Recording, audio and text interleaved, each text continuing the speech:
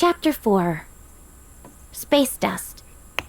Grandma Sadie handed me a small plastic bottle, the see-through kind that medicine comes in. But there wasn't medicine in this bottle. Instead, there was... well, it looked like there wasn't anything at all. Do you like it? Grandma Sadie asked.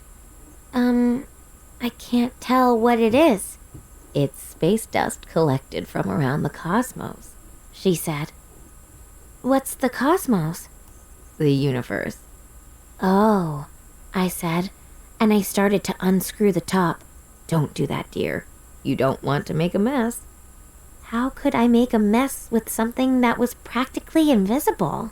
Don't worry, Dad said. Piper's been practicing with the vacuum cleaner.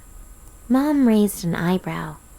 I think it's better to keep it in the bottle for the time being, Grandma Sadie said. All right, Pipsqueak. All right, I said. I rocked the bottle from side to side and squinted to see the dust. We have show and tell tomorrow. I'd bring this in, but you can't tell there's anything in there. If I say it's space dust, Claire will think I made it up. Do you have something else I could bring? That's all I brought back, Grandma Sadie said. I'm sorry. It's okay, I said. Piper, I think you're forgetting a couple more words, Mom said. Oh, right. Thank you. You're welcome, Pipsqueak, Grandma Sadie said. I don't know about you guys, Dad said, but I'm pretty hungry. Anyone else want dinner? I do, Grandma Sadie said. Traveling home from the space station always makes me famished. Great, turkey burgers coming right up. He brought a platter of burgers to the table with all the fixings, plus sweet potato fries on the side. Mom started asking Grandma Sadie about her work. Where'd you just come back from? I'm afraid I can't say, Grandma Sadie said. What are you working on? Grandma Sadie shook her head. Can't say that either. Conversations with Grandma Sadie always go like this. The people at Astroblast Explorers work on a lot of super secret things. Do you want to stay over tonight, Mother? Mom asked. Piper could sleep in Tom's office and you could take her bed. Uh-oh. I wouldn't mind giving up my bed for Grandma Sadie, but my room wasn't exactly clean enough for her to sleep in there. Thanks, dear, Grandma Sadie said to Mom. But I need to get home tonight to pack. The Astroblast Explorers are going on a trip tomorrow. Phew. Where are you headed this time? Dad asked. Grandma Sadie smiled, and I knew what she was going to say. I'm afraid I can't say. Can't blame a guy for asking, Dad said. When dinner was over, Mom drove Grandma Sadie back to the train station, and I helped Dad with the dishes. Hey, Piper, Dad said. Why don't you log onto my computer and write Grandma Sadie a little thank you email? I told her thank you, I reminded him. I know, but I'm not sure she knew that you meant it. Well, dust is just dust. Dad shook his head, and I knew he was disappointed in me. In this house, it's the thought behind a gift that counts, not the gift itself. Grandma Sadie always thinks of you, and you should be thankful for that. Okay, I said. I'll write to her. I headed into Dad's office and sat down at his desk. Dear Grandma Sadie, I know it's the thought that counts, so thank you for thinking of me. It's nice to have space dust. If you see anything cooler than dust the next time you're in space, can you bring me some? But if you can't, that's okay too. Love, Piper. Chapter 5.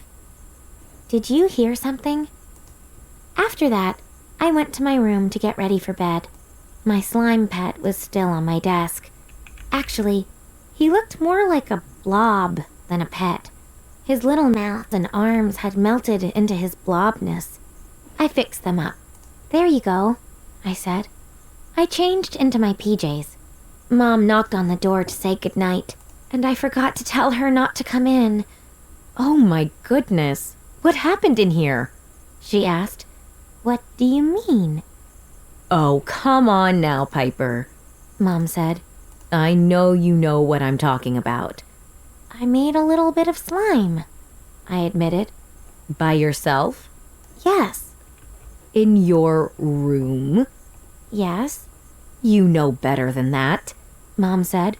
You're not allowed to make slime without Dad or me supervising, and all slime making is supposed to take place in the kitchen. I knew about the first rule, I said. I didn't know the second one. The second rule is one you should have realized without needing to hear it, Mom said. There's slime sticking to everything in here, even the walls. How'd you manage to get it on the walls, Piper? I don't know, I said. But don't worry.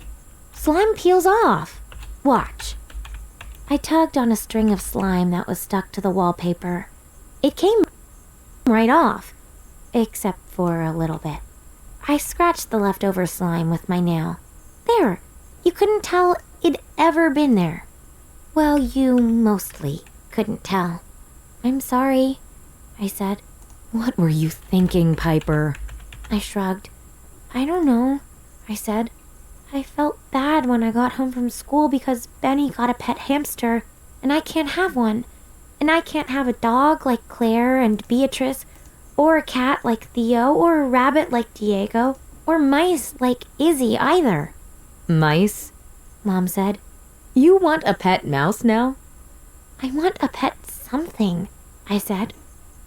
But I'm allergic to everything, except for slime, so I decided to make my own slime pet. That's him on my desk. He was cute when I first made him, the size of a kitten, but rounder with big eyes and a little mouth, plus arms for cuddling. You can't tell now.